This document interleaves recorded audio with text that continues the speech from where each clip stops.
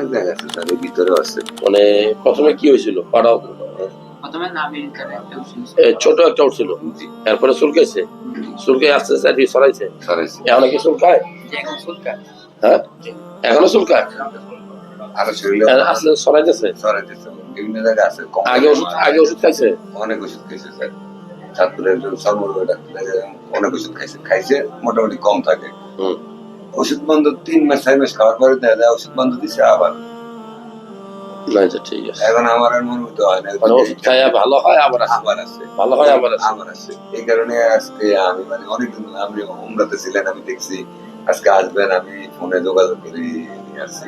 যারা ভিডিওটা দেখলেন, 7:40 দেখেন মিনিটে আসছি এখানে। রোগ কিন্তু আল্লাহর ইচ্ছায় হয়। সবাই দোয়া করবেন এই ছেলেটার জন্য, বাচ্চাটার জন্য।